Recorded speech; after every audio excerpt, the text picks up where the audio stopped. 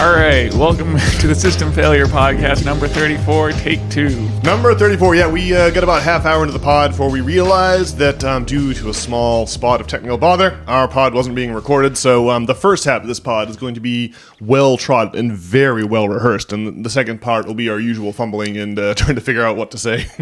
So, yeah, we did, we're going to have to, this is the second take 2 of the first half of the pod there.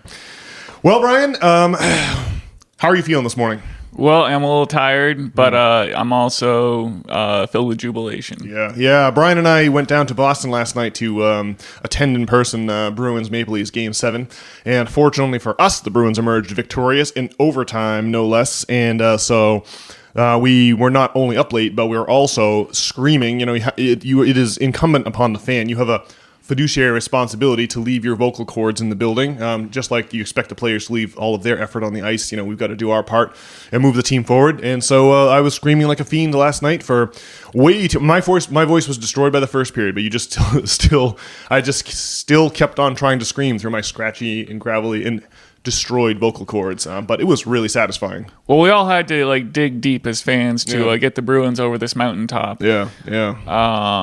And it would have been unbelievably devastating if the Bruins lost. And it's just unbelievably awesome that they managed to win. There were a couple of Maple Leafs fans in our section, and one guy in particular was going the whole game long trying to get Maple Leafs chants going among the few Maple Leafs fans that were there, and he just would not stop supporting his team. And I admire, he's a great fan. I don't know why this man follows the Maple Leafs. They lose every time, but he's still there with his team. But after the overtime game winner and after his Maple Leafs season was ended abruptly, he just sat there in his seat. And other Bruins fans, they would try to come up to him and pat him on the back and be like, "Hey man, you're a great fan. You know, the Maple Leafs don't deserve you. You really." And he just didn't want to hear any of it. He just wanted to sit there with his face in his jersey, he had the throat of his jersey pulled up over his eyes and was just staring into it in total despondency. I mean, the dude was like, look, I've had a few rough Bruins losses myself, most notably 2010 when the Bruins were up 3-1 over the Flyers and then up 3-1 in Game 7 and still managed to somehow lose. You know, I went through a lengthy Charlie Brown walk with my head hanging low. I just, man. Some of those sports losses are hard to take, and so our man last night behind us was taking it on the chin. Man, quite a night. Well, it was just an unbelievable effort, and it inspires one to do better every day. And, I think that's where you want to be as a sports fan, right? You want to use the quest for glory and the effort and the excellence on display in these elite sporting events as an allegory for your own life and to inspire you to heights of growth. What you don't want is all of your emotional intelligence, all of your emotional well-being, to hang on the vicissitudes of the Bruins, hockey club. There's something a little sad about living your life vicariously through other players. But there's something great about looking at other people and how they quest for greatness and then, learning lessons and applying them in your own life. So that's got to be the takeaway from the Bruins, eh? Yeah, well, I was thinking about bread and circuses, from Rome as we were going in. Panem et circenses. But on the other hand, it really was an inspirational win. And I just can't believe that we're there and we're a part of it. I mean, having, David Pastrnak score, game time or an overtime game winner is just unbelievable. Yeah, David Pastrnak, the hero of Czechia from Prague, swooping in to bury the puck, and right in front of us there, it was really something else. When you have if you go to the Boston Science Museum, they'll often have a wave tank, and it just has a paddle on one end that's creating waves on the other end. And you can have a tank that has paddles on each end, and it will show the way that waves interfere with each other. And the way that waves interfere with each other is this: if you've got a crest and a trough, that meet, they cancel each other out into flat water. But if you have two crests that meet, you'll get a wave twice as high as the initial wave, and if you have two troughs that meet, you'll get a trough twice as low as the original low. So that is to say that waves are cumulative when they meet.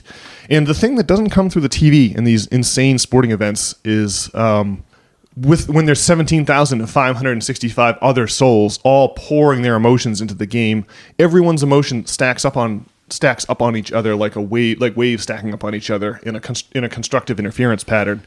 And it really is a wild emotional thing to put yourself through. There's not too many avenues in life where you get that kind of sudden mass jubilation all at once. It's like a World War II has ended, and we're going to have a ticker tape parade on Broadway sort of thing.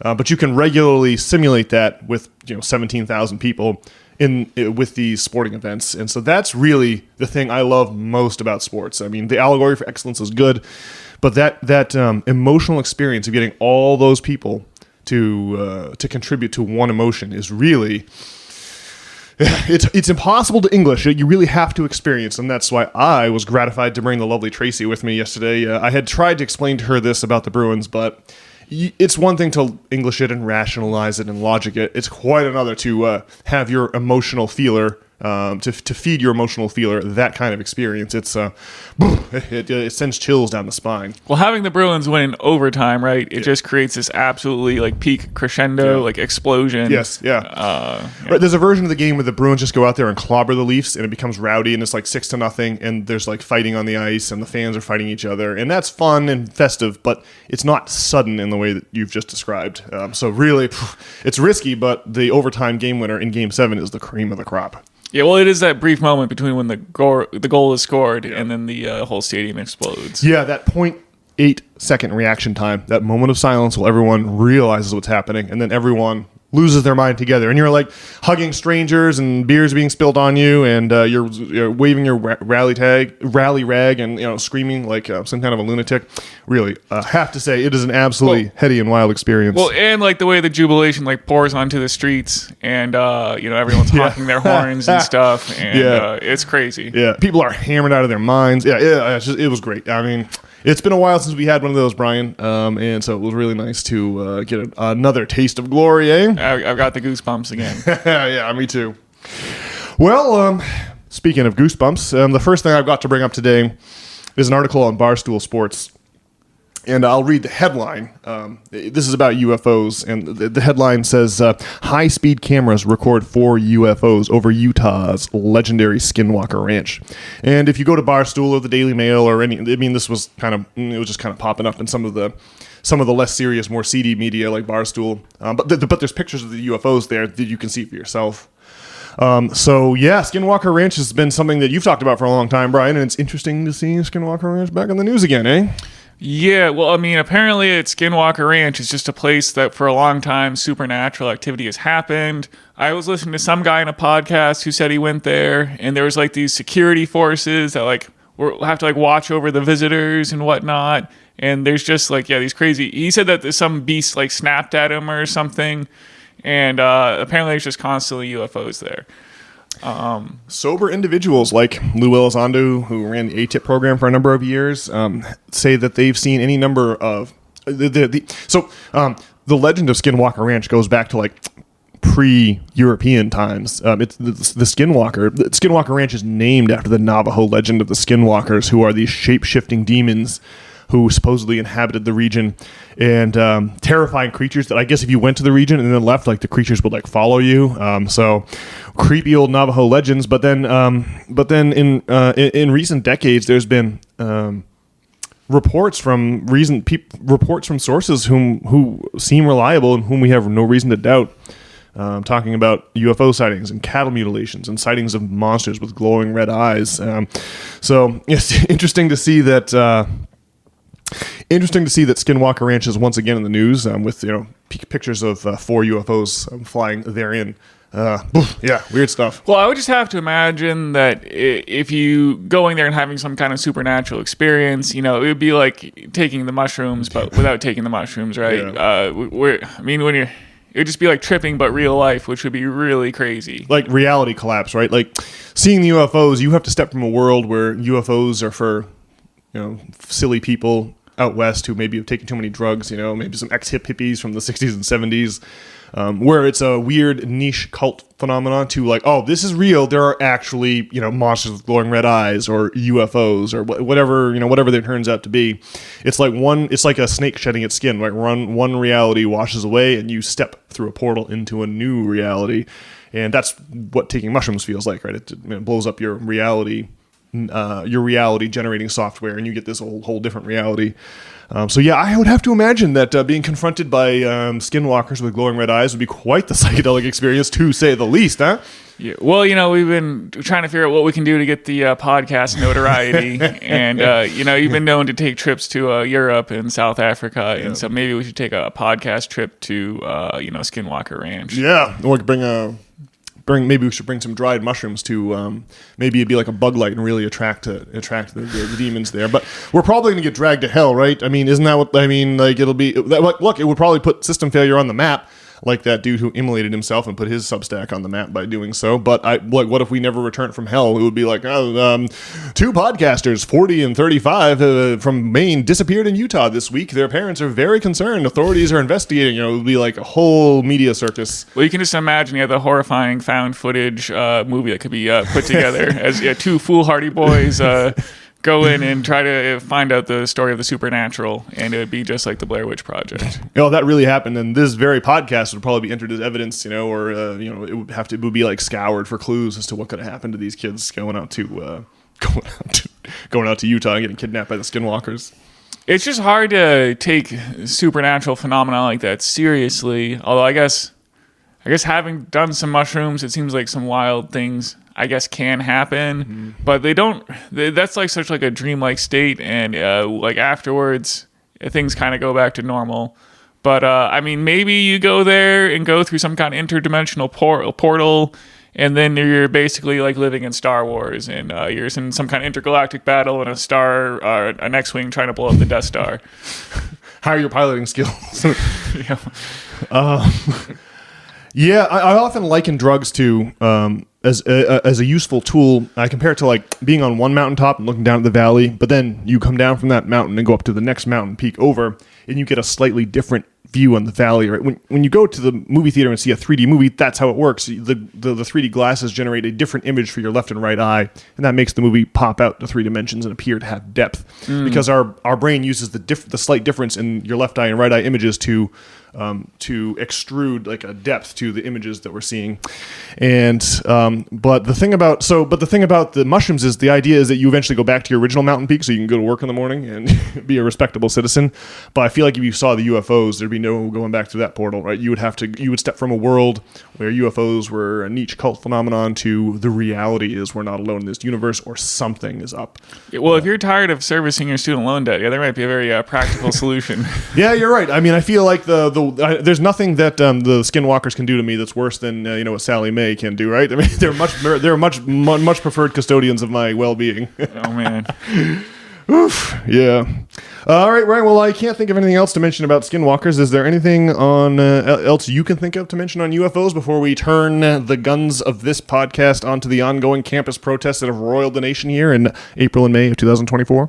No, let's get into it. Okay. Well, yeah, my question itself became the intro, I guess.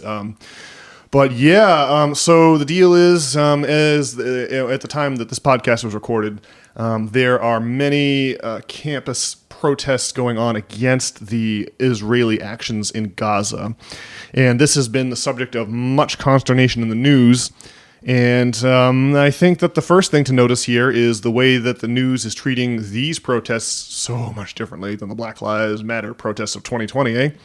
Yeah, well, it's just hard not to notice the contrast, and it seems like the media just obviously supported the George Floyd protests as some like just thing, but the thing is, it's just the same people who cared about George Floyd who care about these women and children being buried under rubble in Gaza, but now they have to find some way to castigate these people, right?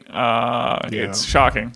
Yeah, the George Floyd protest of 2020 that was a whole sideshow that pits different racial, that has a whole racial cul-de-sac that you can just go around and talking about reparations and what's the proper attitude of African Americans of American society towards the African Americans who are part of it. It's all a great distraction from massive wealth inequality and the behavior of rent-seeking elites, and the 99% versus the 1% and bank bailouts. Well, right? basically, you stick a knife in this like racial wound that we have, and distract from the economic inequality. Yeah. So the media was loving it, right?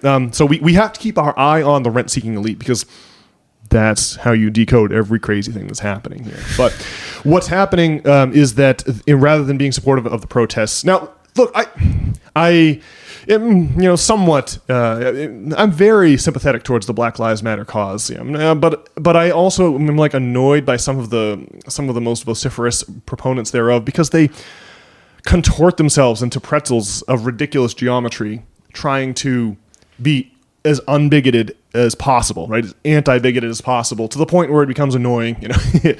The idea that these kids are raving anti-Semites is so crazy and so bizarre to me. I cannot believe that once venerated media outlets like NPR are like smearing these kids as anti-Semitic. It's just.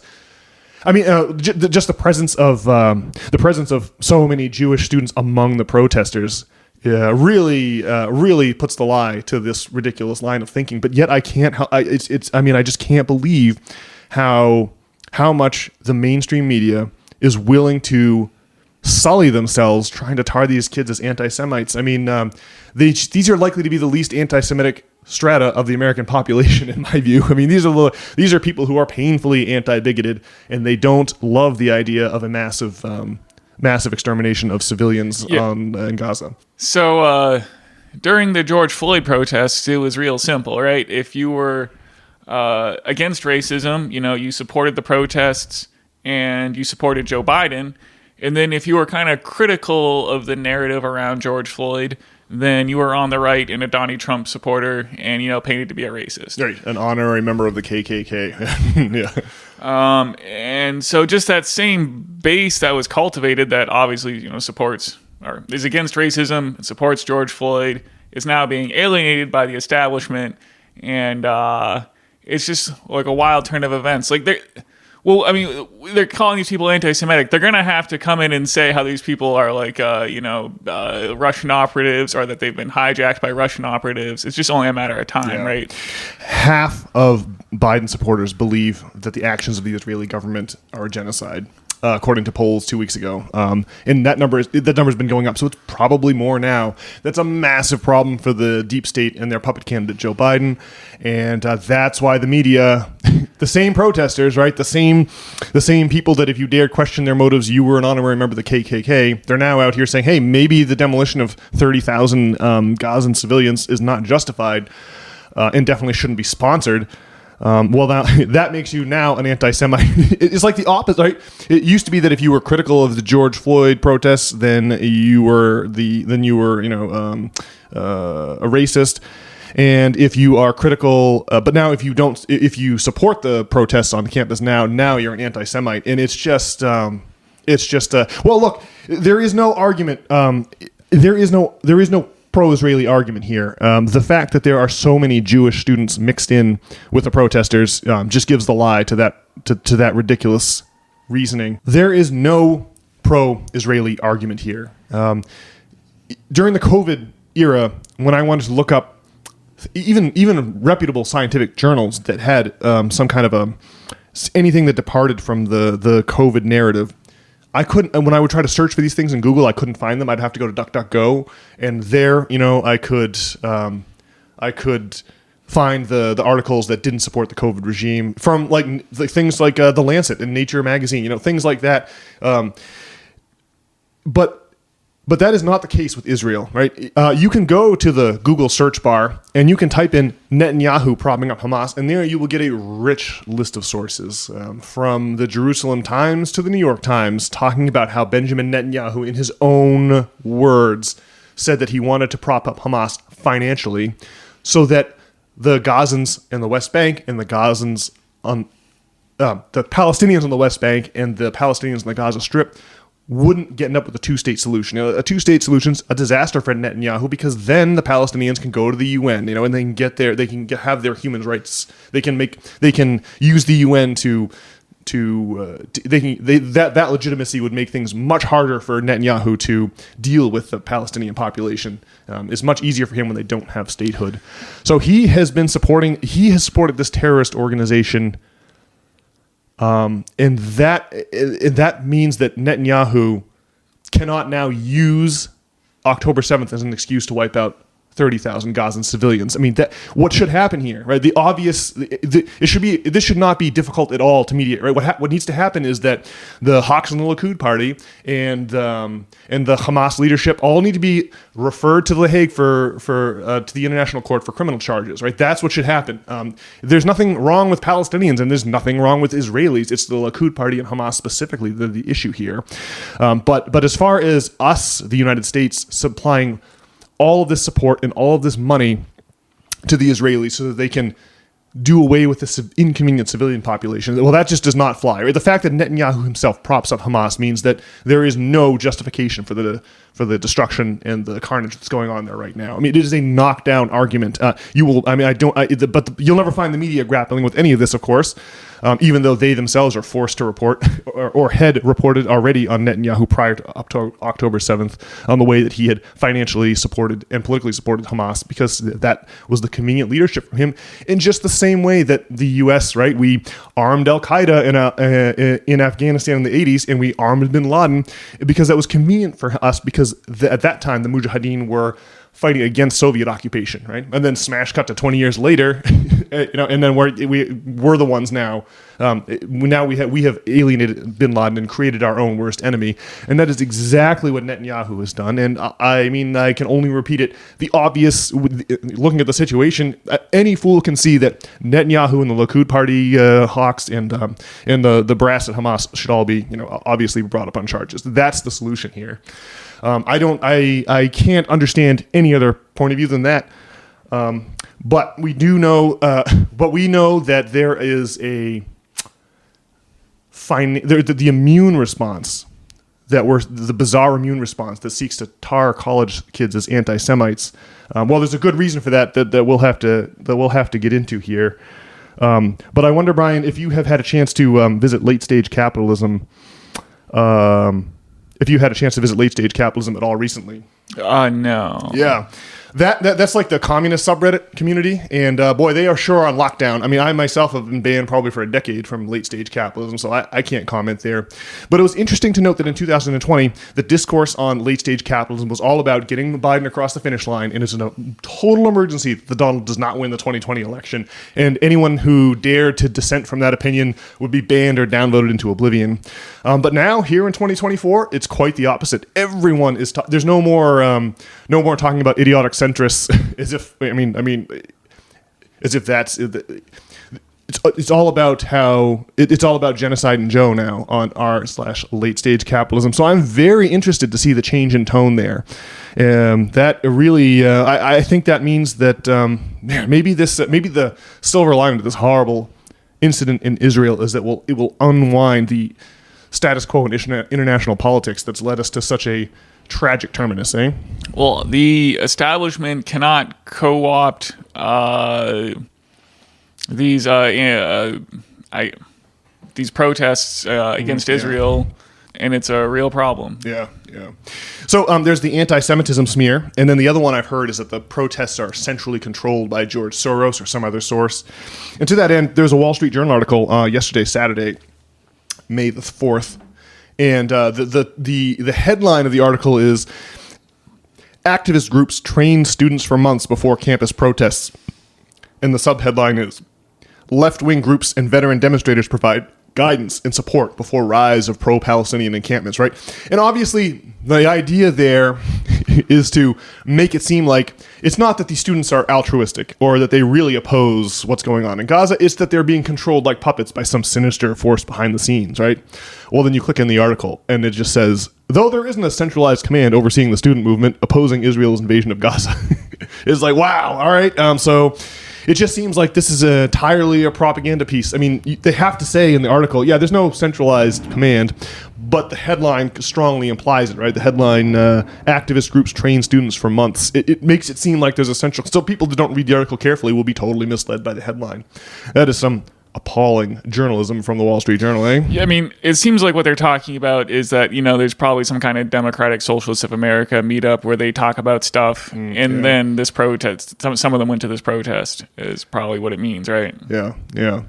Well, look, I mean, the protesters, they're not crazy. They have us. They specifically want what they're like. Columbia is the single largest real estate holder in Manhattan, and they pay not a dime in taxes for any of it. What they really are is a hedge fund that occasionally holds classes. And that is the specific nature of the complaint of the students. They want Columbia, and this is going on in dozens of colleges now. The students want their colleges to divest from horrible, ghoulish companies like Northrop Grumman and Lockheed Martin, the defense contractors who are making a killing off of what's going on in Gaza. And the part that's so funny about this is that some schools actually have done. They actually listened to their students and are actually willing to divest. Rutgers University in New Jersey and Brown University in Rhode Island have both agreed, okay, we will divest. University of Chicago agreed to hold a vote in the fall, and if the vote succeeds, they'll pull their capital out of the aforementioned ghoulish defense contractors. It's like if you just listen to, it's like the media is so desperate for that not to happen, right? They're the same people own Northrop Grumman that also own the media, right? These portfolios are owned by a tiny sliver of American society, and to them, they can't. They would rather smear the protesters as anti-Semites or controlled by some sinister, shadowy group than just listen to their entirely reasonable demands. It boggles the mind. Well, you gotta love the way that just like a wedge is being driven through support for like the establishment or the status quo or whatever. Yeah, it is good news for those of us who wish for change. Yeah, I think I said it a moment ago, but silver lining to the old disaster in what's the humanitarian crisis in Gaza might be that this will destroy the credibility of the international political elite finally once and for good.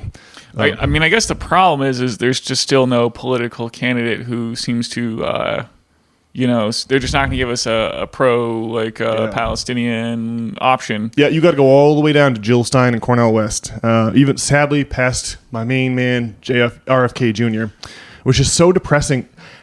Half of Biden's supporters think that what's going on in Gaza is a genocide. It's like a beautiful, rich peach. It's like a misty Georgia morning, and there's a beautiful peach with dew dripping off of it, just ready for the plucking. And RFK is like, nope, I would rather not have my campaign succeed than support the students and support what any thinking person can see should happen in Israel. It's so tragic. I do not understand RFK's position on that. He could win the presidency with this. Right? It would be over. But he won't do it. And same with Biden. He's just willing to watch his re-election chances circle around the drain and go right down the toilet, rather than assert control and stop supporting what's going on in Israel. I mean, it's like no one's demanding that Biden, deploy U.S. forces to stop what's going on. We just don't want to be paying for it, because if we didn't pay for it, it wouldn't happen. And I can't understand we're going to get into some reasons now why why it is that across the board all the international elite have to support Israel unconditionally. And if you're ready, Brian, let's turn that corner and rewind the clock. Okay. Yeah. All right. Well, let's go back to the year 70 AD. 70 AD, of course, was just past the peak of the Roman Empire. Titus, that's the year that Titus, the son of the emperor, the Flavian dynasty is three guys. It's Vespasian and his two sons, Titus and Diocletian. And so during the reign of Vespasian, Titus was dispatched. There was a revolt in Judea, which was a Roman province at the time, and Titus was dispatched with his troops to subdue Judea. And so what he did was basically went to Israel and did a genocide. They went there and they destroyed the Second Temple of Solomon, which you can find commemorated. If you go to the Roman Forum in downtown Rome, there's an arch there. It's the Arch of Titus. Titus became emperor for a few years, then he died, and of course his younger brother Domitian took over. I may have said Diocletian at the top. Diocletian is from the 3rd century. Domitian is the other Vespasian. His younger brother Domitian creates this arch to commemorate Titus's brutal conquest of the Holy Land. And if you look at the arch, there's like pictures of the Roman legions pulling that massive menorah out of the temple. You know, the one that the Maccabees, like, miraculously, there was enough oil to keep it going. They're hauling that thing out the temple. You can just see it in relief right there on the arch. So that's what went on in 70. And at that moment, the Jews had to leave Israel, right? That was the moment the Jewish diaspora began. They had to flee. And a lot of them made their way to Eastern Europe. And that's famously where the most horrifying medieval pogroms against the Jews went on. So we gotta before we get to the pogroms, we have to get to the collapse of Rome a couple centuries later. Now, the heavy hitters, Rome's own historians, the Livies and the Plutarchs, blame the collapse of Rome on interest-bearing debt. And that's a subject we've been, the subject we've talked about many times here, but more or less the point is like, the forces that make their money by investment get a certain rate of return, and then the forces that make their money by labor get a certain return. But because of the political situation, the forces that make their money by capital, make their money on investment, well, they're going to get a certain return no matter what, and they're going to enforce that illegally and violently if they have to. And so if the economy doesn't expand, we can't, like, rich people they demand an ever-growing share of the nation's wealth as defined by the exponential function of interest. And if the actual economy shrinks, stays stagnant or shrinks, then that means that all the people that work for a living get less and less and less as the rich take more and more and more, right? The only way to keep a society like that growing indefinitely is to grow the pie so that the rich are taking more and more of your pie every day, but that's okay because your pie is growing too. You know, the society can kind of function, but the minute that the empire can no longer expand is the minute that you have a terrible social strife and collapse. And indeed, the reason that Rome had emperors was the result of a brutal, like an insane civil war, like the kind where during Sulla's occupation of Rome, there'd be kill lists. So can you imagine going down to Monument Square, Brian, to find out if your name was on the kill list for that day? I mean, it's just like, because there's this fight between the workers, like the what do they call them? The optimates were the investment class, like the upper class, and I can't remember the optimates versus the proletariats. But what was the name? I'm just looking it up here. I can't believe it's slipping my mind. It's because I was at the Bruins all night. Populares, all right? The optimates versus the populares. This is what the Roman society called the bourgeoisie and the proletariat. Well, the rise of Caesar was on the side of the proletarian. That's how he seized power in 44 BC. So, so what does this have to do with the diaspora of the Jews from Judea? Well, step one, Jews are ejected from Judea. They get genocided, and the Jews spread into they spread elsewhere, into Persia, North Africa, in Eastern Europe.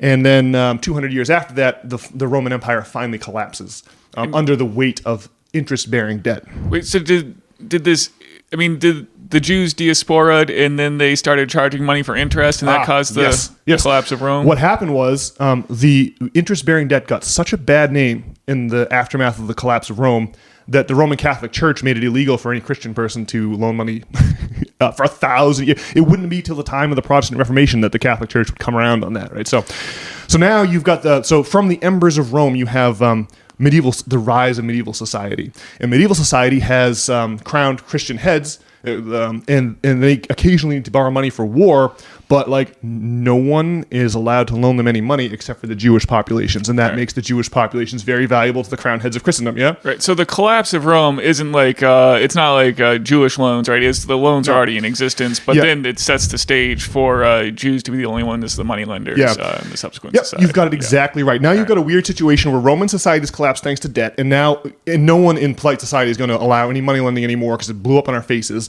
Oh, but hey, there's all these pockets of Jews living all around the world who we can rely on for that, right? Now, the medieval economy was not expansionary like the modern capitalist one or like the slave society of Rome. It didn't have to expand. It was a stagnant society, right? I mean, it was like the way it worked was like the older brother inherits the estates of the job like if the dad is attached to the land, right, and he has to farm the land and half the produce goes to his feudal lord, right? Then he dies, his son takes over the same lot, inherits it, and then he has to work the same, he's attached to the land, he has land tenure in the same way. But if you're a second or third son, well, you just become an adventuring mercenary, right? We call these knights, right? You would just you would just be a man at arms. You didn't have any land, so you had to kind of go out and earn your way. You'd be wenching and fighting your way across Europe as a sellsword. And people did this that's how René Descartes got his start. 1,000 years after this. So this is when you talk about a polarization of wealth, right? That Rome collapsed into a polarization of wealth. The court system, the Roman legal system that we have today, right? All of our legal terms are Latin. Was blind to the social consequences of awarding collateral to creditors. Right? The way that you make money as a creditor isn't just collecting interest. That's peanut. That's small time. The way that you make money as a moneylender is you make loans to people, and then you wait for the war or the famine or the flood, or whatever it is, to render the debts unpayable, and then you foreclose on collateral. And that way you get to gather all the wealth of society into one. And so the Roman court system was like sophisticated enough to blindly follow the letter of these contracts without thinking about the social consequences, right? It was sophisticated enough, in other words, to unwind these contracts according to their contract terms and not violate the contracts. But it wasn't sophisticated enough to see that that's going to destroy the entire society. And so the tiny minority got awarded all the wealth, the remaining wealth of the empire, and those wealthy retreated to massive hereditary estates with manor houses in the middle, and then everyone else had to be a peasant on that land and work that land, and then half their produce, of course, goes to the feudal lord. You work 3 days for your feudal lord, you work 3 days for your family, and you spend day 7 in church hearing about how this is the exact economic system God commands. Yeah, this should sound like medieval society. Yeah. All of that's to say, medieval society doesn't have to expand like the Roman Empire or the American Empire does. But the crowned heads of Christendom did need to borrow money a lot. And the way it worked was you borrow money from the Jews, and then when your loan blows up, eventually it always happens that loans become unpayable after a while because of the nature of the exponential nature of interest as a mathematical function. So when the crowned heads of Europe, the way that it worked is when you could no longer pay your debts, you simply spread rumors that the Jews were eating Christian children or poisoning the wells or what have you. And then you round up all the Jews and strip them of their wealth and then have them killed, right? This is the exact template that Hitler would use later in the 20th century when Weimar Germany ran into financial trouble after the Treaty of Versailles of World War I, right? The model's right there.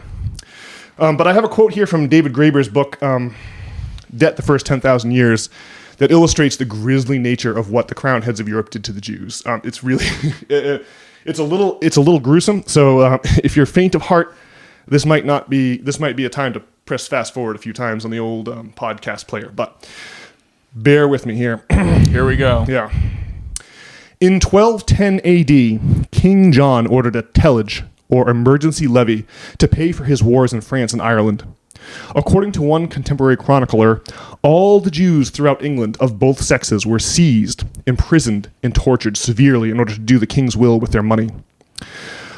Most who were put to torture offered all they had and more, but on that occasion one particularly wealthy merchant, a certain Abraham of Bristol, who the king decided owed him 10,000 marks of silver, a sum equivalent to about a sixth of John's total annual revenue, became famous for holding out. The king therefore ordered that one of his molars be pulled out daily until he paid. After 7 had been extracted, Abraham finally gave in. This is me talking. That's a hell of a week, dude. 1 molar extracted per day. Ugh. John's successor, Henry III, was in the habit of turning over Jewish victims to his brother, the Earl of Cornwall, so that, as another chronicler put it, quote, those whom one brother had flayed, the other might embowel, unquote. Such stories about the extraction of Jewish skin, teeth, and intestines are, I think, important to bear in mind when thinking about Shakespeare's imaginary merchant of Venice demanding his pound of flesh. I wanted to bring up the Merchant of Venice because it's all right there in Shakespeare's play. Right? The plot of the Merchant of Venice is that a wealthy Venetian Antonio, or a not so wealthy Venetian Antonio, borrows money from Shylock the Jew, and the default loans in the contract are a pound of Antonio's living flesh, as referenced by Dr. Graeber there.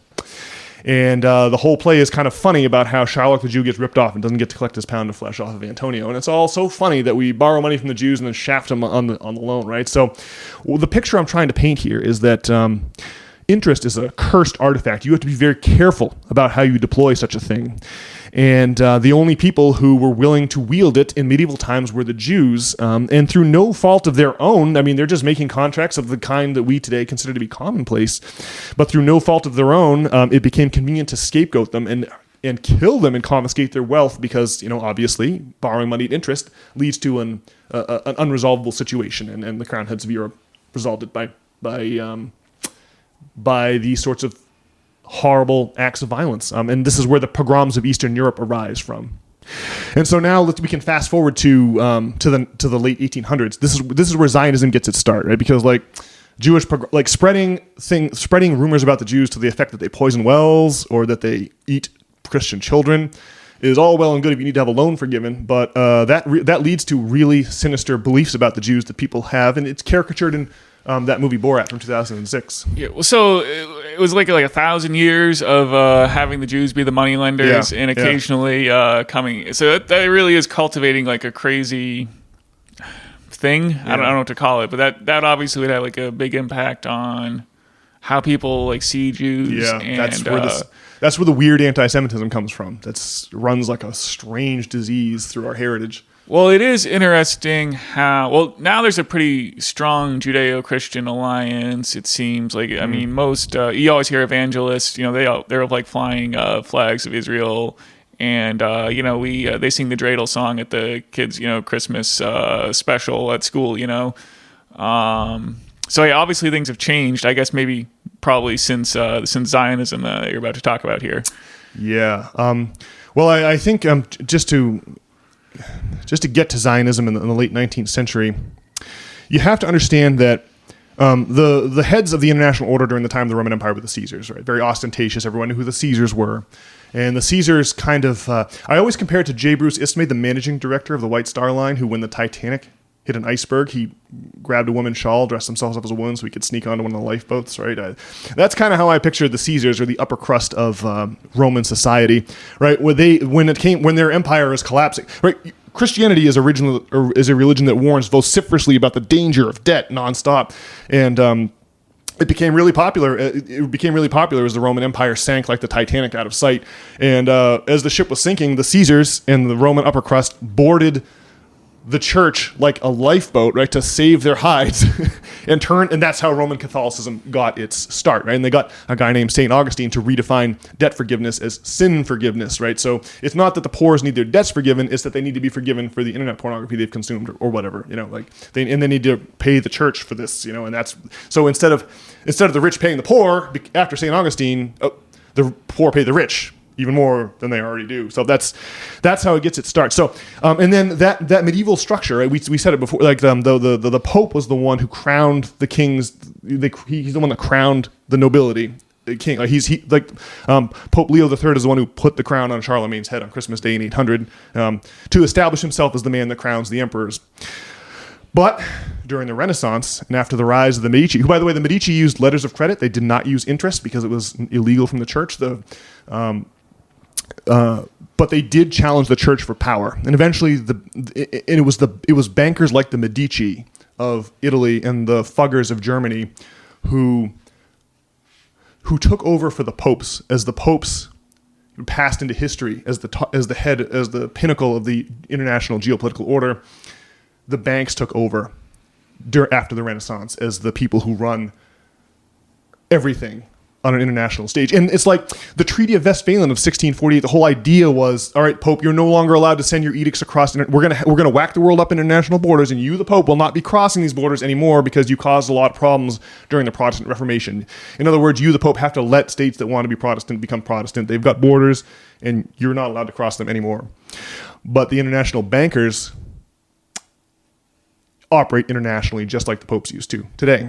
So you've got this the rise of this international banking order, and a lot of them are of course going to be Jewish families, because who are the people who were established to be moneylenders during the Middle Ages? Of course it's the Jews.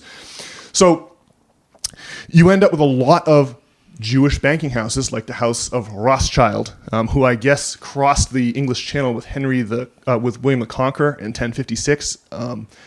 And the most famous story is about Mayer Anselm Rothschild, and he's the guy that he had advance word of Napoleon's defeat at Waterloo in the early 18th century, and he spread a rumor, the early 19th century, the 1800s, and he spread a rumor in London to the effect that the Duke of Wellington had won the battle, that the Duke of Wellington lost the battle and Napoleon had won, and in a panic, the entire London Stock Exchange sold, and then Rothschild bought up all that stock at a discount.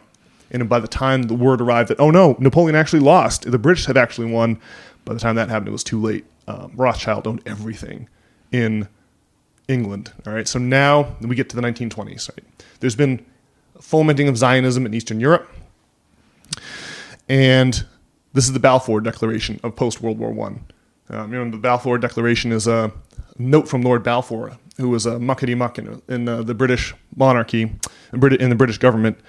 And the Balfour, you can look it up online. It's written to one of the Rothschild bankers saying, yeah, we the British government officially support the notion of a Jewish state in Israel. Right. So this is where the whole idea of Israel gets its start in the Balfour Declaration. Right. Now, just to cut to the end of the chase here, if you look up the people who own or run all the media companies, and all of the banks, you're going to get a lot of Jewish names. It's not some conspiracy. I mean, the Jewish people are like really successful in a lot of, and they seem to have their culture seems to value education and intelligence in such a way that makes them really good. Whatever it is, there's a lot of money behind things like the Wall Street Journal and NPR that come from these mass. I think in other words that. What's happening here, right, is that we want to the rent-seeking elite are principally banking houses, and that the banking houses want to keep the rent-seeking situation going, and that our economy, just like Rome, it can't keep growing like a pie infinitely.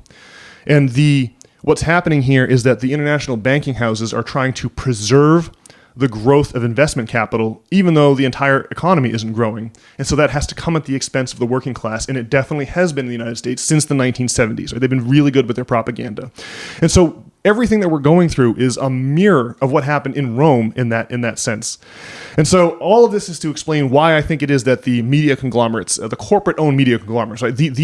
All of these companies, the defense contractors, the media, all of this is all owned by banks, right? What's behind the defense contractors and the Biden administration and the media outlets are these banks, many of them owned by Jewish families, and many who are therefore very sympathetic towards the state of Israel, and many who must be sympathetic towards Zionism.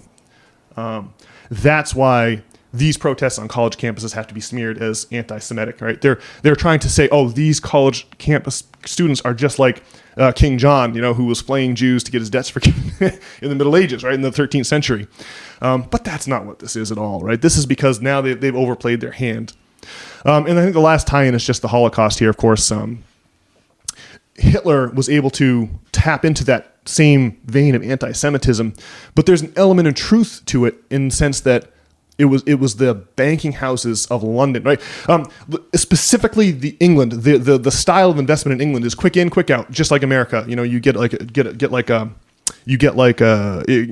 like day trading, right? You're not investing in companies for the long haul, but on the continent in Germany, the industrial capitalists had more power than the finance capitalists. So you still to this day, you have rules in Germany like Mitbestimmung, which demands that companies over a certain size have 10% of their board represented by a union. The German banks were encouraged to invest in companies for the long haul, right? You wouldn't make loans unless there was definitely a productive way to pay back those loans. There was a lot of guardrails. And World War I was really a conflict between the forces of finance capital as represented by London and the forces of industrial capital as represented by Berlin. And that really tells you everything you need to know about the modern era. Can you think of anything I skipped over there, Brian? That was a lengthy diatribe, but I don't think that people make the connection between the cursed nature of debt and the reality that we're looking at right now in the history of Rome. Did I lay it all out in a way that's approachable? I think so, but you never know. I guess what I think is interesting is I guess it probably is the stock exchange coup by the Rothschilds back in 1800s, and then that really results in the Balfour Declaration. Right? What year was that? 1918. 19. It's post World War I. And then you can see how this sets up a war between Germany and England and their various allies, and then England wins or the Germans lose, and and you put a debt on the Germans that they can never. The international banking houses put a debt on the Germans. The Brits and the French were shocked when. Because a lot of those banks, obviously the Wall Street banks in this time became the biggest banks in the world. They surpassed London. Right, this was the end of the British Empire, and the sun sets on the British Empire and rises on the American Empire because all of those forces decamp from London to New York. And it really shows you. It really sets the stage. With the Treaty of Versailles, put a massive debt on the Germans that was unpayable. Right, they had to destroy their currency in order to try to pay it, and that caused this. When there's like a financial emergency afoot, it's really easy for Hitler to then come in and scapegoat regular Jewish people, right? So we have to draw a distinction here between most Jewish people, who I think to a person are all excellent, and then international bankers who are shadowy international bankers who are behind the state of Israel. And that is really the distinction we have to make, right? The powers that be that want this conflict in Israel are the international banking houses. And they own everything. So, of course, everything that's ownable, defense contractors and national media outlets all support it. So, yeah, I feel like even more exhausted than I did at the top of this podcast, Brian. But that is the historical context that no one is talking about.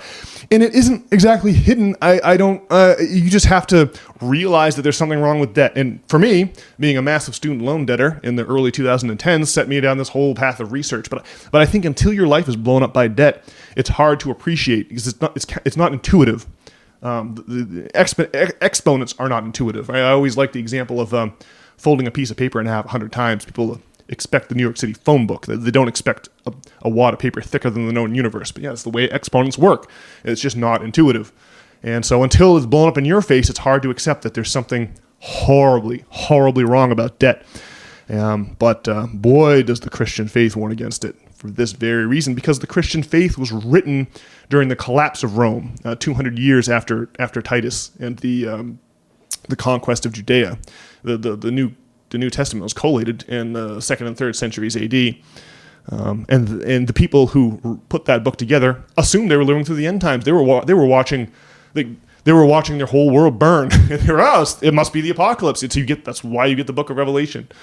Well, of course, it's worth mentioning that Jesus, he bodily throws moneylenders out the Temple of Solomon. According to the Gospel of John, he thrashes them with a whip. So that's what's really going on here. We have got to. I do believe that so much of the solution to it, we have all the economic capacity to live in a veritable utopia. We just have to make people aware of their heritage, of the true history of Rome and of the medieval world and of the Renaissance and of the mathematical realities of compound interest. All of those things are perfectly sufficient to explain what's happening. And I'll tell you what ain't sufficient is the idea that the blue-haired, transgender individuals protesting against Israel are somehow bigots or anti-Semites. I can't take it no more. Well, we do need. I guess what we're doing is the metaphorical chasing of the bankers out of the temple. Yeah, is what we do on this very podcast. Yep. That's good. I like that, Brian. That's nice. That's some nice imagery. Well, Brian, that's my story, and I'm sticking to it. Have you got anything else for the pod today? I mean, I feel like I have bared my soul here and exhausted and satisfied. Like maybe I should smoke a cigarette. No, I guess we can wrap it up on that. All right, Brian. Well, always a pleasure. At the end of these podcasts, it's my want to issue a plea for our venerable listeners to hit up nop.substack.com. You can find out a lot more about the insane history of debt and how it massively impacts us in this day and age and how a reckoning with that is coming. And we also want to hear why you think that Brian's an honorary member of the KKK and that I'm an anti-Semite worthy of the Nazi Party.